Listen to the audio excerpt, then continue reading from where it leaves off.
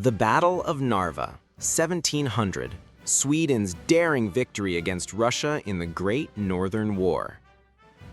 Hello, history enthusiasts. Welcome back to the channel. Today, we're diving into one of the most dramatic battles of the early 18th century, the Battle of Narva, fought on November 30th, 1700, during the opening phase of the Great Northern War, 1700 to 1721.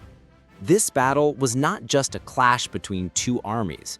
It was a moment that shaped the fate of Northern Europe, showcasing the bold genius of Sweden's young king Charles XII and the resilience of Tsar Peter the Great of Russia. It was also a reminder that even a brilliant victory can become a strategic trap in the long run. The road to war, Sweden's dominance in the Baltic. To understand why Narva mattered, we need to go back to the 17th century. Sweden at that time was at the peak of its power. Thanks to its decisive victories in the 30 Years' War, 1618 to 1648, Sweden became a great European power. It controlled vast territories around the Baltic Sea, including Finland, Estonia, Livonia, Karelia, and parts of northern Germany. The Baltic became known as the Swedish Lake because no other state could match Sweden's naval and military dominance in the region. In contrast, Russia remained landlocked with limited access to the sea.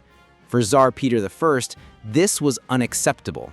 He envisioned Russia as a modern European empire, and for that, he needed a window to the west, a Baltic port city that would connect Russia to international trade. That dream made Swedish-controlled cities like Narva and later St. Petersburg prime targets. The Great Northern War begins. By the year 1000, a powerful coalition formed to challenge Sweden's supremacy. Russia, under Peter the Great, Denmark-Norway, led by King Frederick IV, Poland-Lithuania, under King Augustus II, also Elector of Saxony. Their common enemy was Sweden, ruled by the 18-year-old King Charles XII. European rulers believed the young king was inexperienced and that Sweden's great power status could be dismantled easily. But they underestimated him. Narva, a strategic Baltic fortress. Narva, located on the border of present-day Estonia and Russia, was a fortified city on the Narva River. Historically, it had been contested for centuries. Russia held it from 1558 until 1581, before losing it to Sweden. By 1700, Narva was garrisoned by just 1,500 Swedish soldiers, while Peter assembled a massive Russian army of 40,000 to 40,000 men to besiege the city. Peter's goal was simple: capture Narva, open the gates of the Baltic, and begin Russia's expansion westward. The young king marches to war.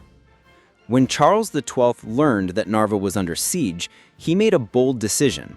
With only 12,000 Swedish troops, he marched eastward to relieve the fortress. This move seemed reckless. The Russians outnumbered him 3-1, and the Swedish army would have to attack fortified positions under heavy fire. But Charles was confident in the discipline and training of his Karelian soldiers, the elite Swedish infantry forged by generations of warfare.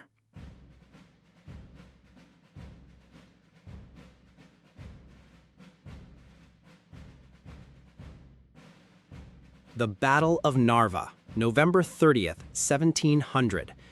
The day of battle was marked by terrible weather. A violent snowstorm swept across the battlefield, but fate gave the Swedes an incredible advantage. The blizzard blew directly into the faces of the Russian army, blinding them and disrupting their formations. The Swedish assault. Charles XII ordered a full-scale attack. Swedish infantry advanced in tight formations, their muskets and pikes cutting through the Russian trenches. Despite being outnumbered, the Swedes struck with precision, splitting the Russian army into two isolated halves. Chaos in the Russian ranks. Most of the Russian soldiers were raw recruits, poorly trained and inexperienced. Facing the relentless Swedish assault, panic spread. Many broke ranks and fled toward the Narva River. The frozen surface could not hold them.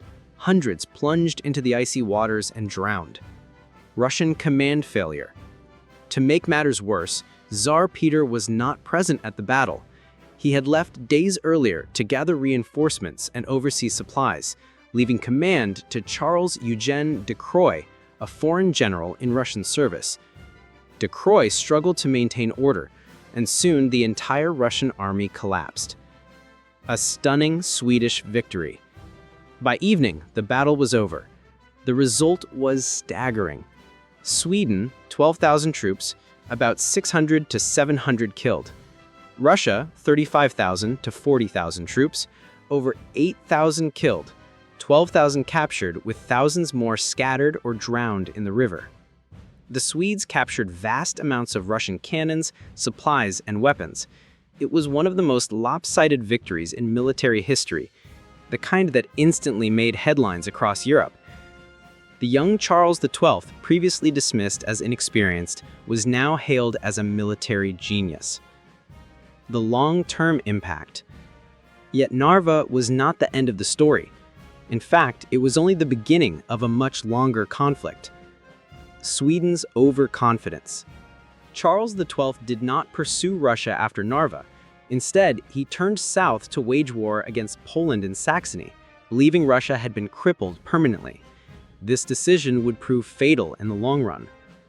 Russia's rebirth. For Peter the Great, Narva was a humiliation, but also a turning point.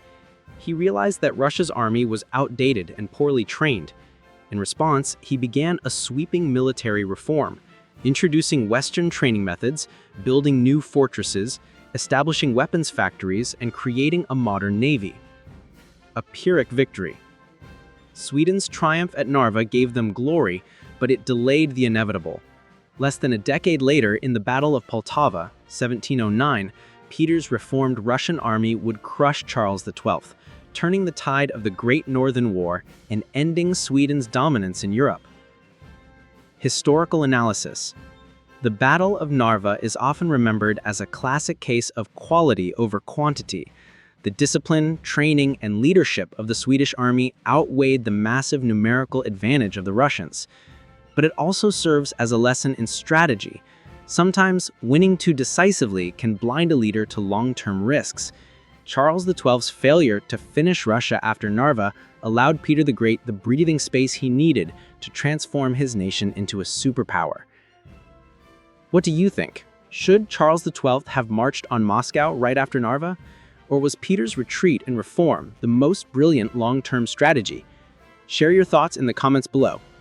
And as always, don't forget to like, share, and subscribe for more epic history stories.